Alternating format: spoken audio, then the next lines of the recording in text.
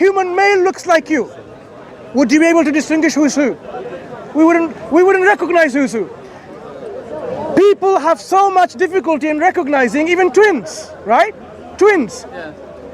But if every human being, male, looked like you the same, handsome, smart, kind, generous, these are external qualities, but physical qualities, you would not be able to recognize anyone else. And if we was the case with a woman, for example, every woman looked like this lady here, you would not be able to recognize her. Because Samantha, Aisha, whatever, Deborah, what's your name? Everyone would look like you. We wouldn't know who is who. The fact that we are different is so that لِتَعَارَفُوا, so we can recognize each other. That's why, what's your name? Ling. I know you're Ling. Yeah. And you're Ahmed. Because of the physical characteristics. But I'm not putting you down in any way, shape or form. Just because you come from China and he comes from where you from? Syria. Yeah?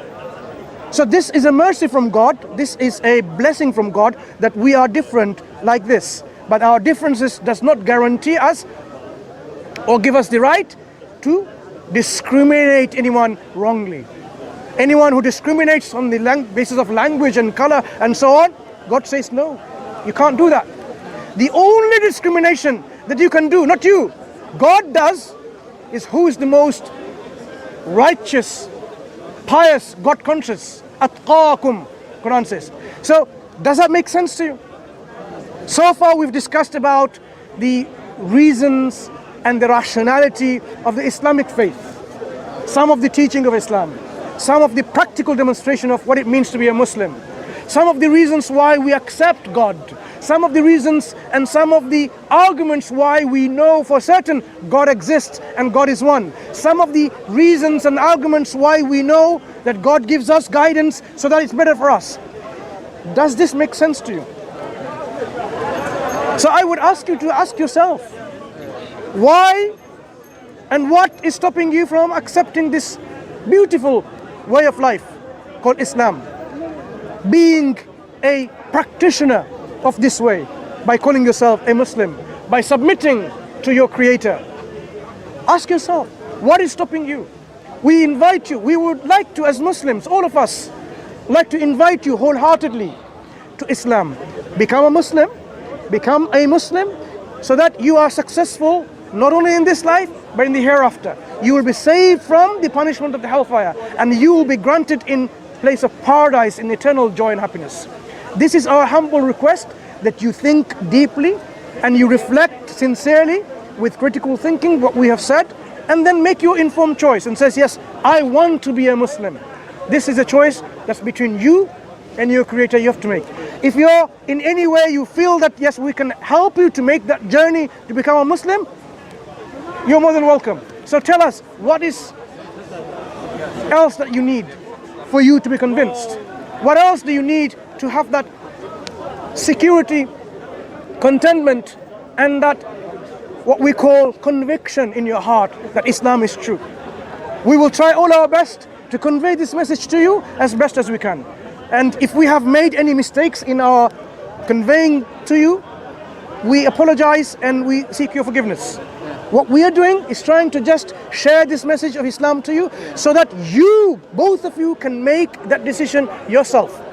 So that ultimately you can say that I have submitted and surrendered to God willingly and sincerely. Isn't that what Islam means, Muslim means? Islam is a state of submission, willingly and sincerely, not by force. I cannot force my brother and say, become a Muslim, because you cannot make someone believe in their heart by force. It has to be internal conviction by choice. Yeah? So now ask yourself, my friend, what was your name again? Ling. Ask yourself, what's your name? Ask yourself. You may have been brought in a particular family who practice certain religions in the East or here. But when we have the mind and the intellect, and we can use our critical thinking, that we know that we are not just a particle of dust floating around. We know that there is a Creator, and we know that our Creator deserves our worship. And we know, as we have described, the Quran demonstrates it is from our Creator. Ask yourself, what is stopping you from becoming a Muslim? Or how can we help you to become a Muslim? Do you have questions? Because we may be born in a family which becomes an obstacle. We may be in a particular geographical region which may become an obstacle. Like, how can I become a Muslim because Muslim means like an Arab religion? It's not. Do I look like an Arab? I'm not an Arab. Well, my brother is. But I have accepted Islam. Where from? I'm from Bangladesh. Okay. But I have accepted Islam. Even though I was born in a Muslim family, now I would want to accept Islam by willing choice. And that's what we do. We constantly renew our faith every day by submitting and surrendering to Allah, by making that sincere, informed declaration, La ilaha illallah, Muhammad Rasulullah. There is no God worthy of worship except Allah, and Muhammad is the messenger of Allah. We make that declaration every day. How many times a day? Many times a day. We mean it because we understand it. We are convinced of it. So this is what you have to take that journey yourself. That journey you can only take yourself. If in any way we can help you with that journey, we are more than willing to help you. So I don't want to put you on the spot like I'm not someone who will ask you, become a Muslim now, but I'm going to ask you this. If it all makes sense, ask yourself, why would you not accept Islam to be your way of life, to be the one who will worship God, to be successful in the hereafter, to save yourself from the hellfire? Our parents are not going to help us in the hereafter. Because if our parents worship other than God, they themselves are in need of help. If our parents did not worship God and follow His commands and avoided His prohibitions, if our society, if our community didn't do that, they are in need of help. So don't rely on like our parents, our forefathers, our communities, our friends. They can help you. They need help themselves. We have to help ourselves to safeguard and to have that security to be safe from hellfire ourselves. Our own self. We have to make that choice. We have to make that. And don't delay it. Because do you know when we're going to die? Does anyone know for sure when you're going to die? You don't. We can die the next minute. I can fall dead the next minute. No guarantee. People die when they're young, when they're babies. We have no guarantee. In Islam, we believe life and death is fixed. We have to fulfill our purpose of life within this time frame. If we delay it too longer to the point where death is approaching us, and then we say, now we believe, it will be not accepted. Because when someone is coerced, because you know now the truth, because the angel of death is coming to take your soul away, that is not going to be acceptable. You failed your purpose. You failed your test. So we have to submit ourselves to God before death comes to us. And death can come to us anytime. So do reflect on what we say, what we have said so far. And Ling and Pal or Pat, Pal, ask this question to yourself. Ask yourself, what is stopping me from becoming a Muslim? What am I losing? Friends? Family? Job? You are gaining paradise and you're losing hellfire. Man zuhziha anin nar wa udkhila al-jannah faqad faz. Whosoever has saved themselves from the hellfire and entered paradise, they have attained success. That's the Quranic message. So, what we are afraid of? You afraid of losing your family and friends and so on and so forth? No. You are gaining paradise and saving yourself from hellfire. That is the ultimate success. The ultimate success is not getting your PhD. The ultimate success is to be saved from the hellfire. And hellfire is no joke. The fire that burns, the fuel or fuel? I can't pronounce it properly. The fuel, right? The fuel is man and stones. Back in the early days, people may have not appreciated how can stones be a fuel for fire. Now we know even certain stones, they can produce so much heat. Don't people cook with stones? Now they do. When they're going camping now, you can heat up the stones and they can cook over it because the fire stays longer and stronger. So the hellfire, the fuel of the hellfire is human beings and stones. Can you imagine that? Human beings will provide the fuel for hellfire. May God save us. May God save those people from this hellfire, every one of us. But if people are arrogant and stubborn, they make their own destiny. They make their own destiny. They make their own consequence. We can only say, don't do that. Because that destiny is such a destiny which is, you do not want even your enemies to go there. Have you ever burnt accidentally? Touching the fire and you did that. It was so painful. Hellfire is much hotter and stronger than this. We don't want to be. When the drinks hot boiling water and pus is given, when they're thirsty, that's the drink will be given and it will burn their throats. No recourse, no comfort in hellfire. It's not what some people think, you know what? All the celebrities, all the wealthiest and the richest, the wicked people are going to hellfire, I'll be with them, we'll be happy. No, there is no happiness in hellfire. There is no joy in hellfire. There's constant suffering. There is something called the tree of Zaqqum. It's so bitter that when you eat of it,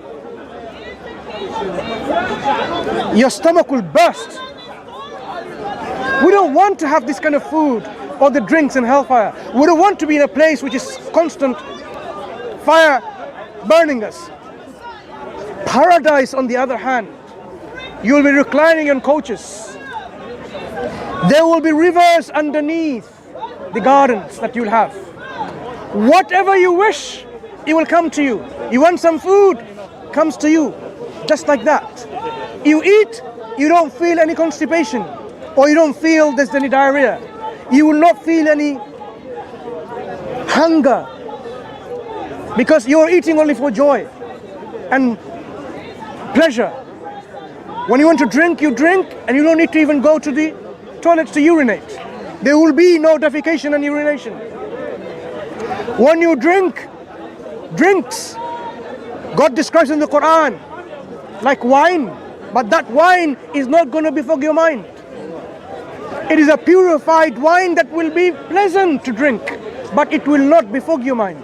So all that is there in paradise, in heaven, is joy, is pleasure. You'll have pleasure, company of your spouse, company of your friends, and not only this, the most utmost pleasure that you can have is seeing your God who created you.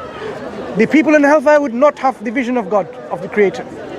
Do we not want to know who this God is, who is always in existence, who is always there with all this power and might and knowledge? I want to know this God. You will see and have, on that day, you will see this God. إِلَى رَبِّهَا نَاظِرَةٌ. Yeah? The faces will be bright on that day. How does the ayah go? Yeah? On that day the faces will be bright by looking at their Lord. So we will have this countenance of God in paradise. That is the ultimate reward that you can have. Ultimate reward. Just imagine, whatever you want is there in paradise. So this paradise, to go there, there's only one thing we have to do. In this life, fulfill our purpose that we created for. There are people who have been told this and they will still disobey God. And they will be so arrogant and they reject God and not fulfill that. Who is to blame? God, who constantly reminds them, don't do that, but be good, follow the commands, avoid the prohibitions, and still they do that. That stubbornness and arrogance is the one that they will then say, this is our making. We don't want anyone to be there. We want to save ourselves from the hellfire. So this is a copy of the Quran in English language, a gift from us. Okay, thank you. Read. and a brief guide to Islam and a concept of God to Islam. What we said, do reflect. And if you are willing to accept Islam and say, now I want to become a Muslim, go ahead. If you want to take some time, also fine. So thank you for your information today. Okay? So it's a pleasure speaking to you both. Thank you. We just hope that you continue your journey of discovery of Islam, the truth of Islam. And when you find it, take it. Accept it. Is that? Thank you for Yeah? your information. Thank you. Take care, and may God help you in this journey. Okay? Take care.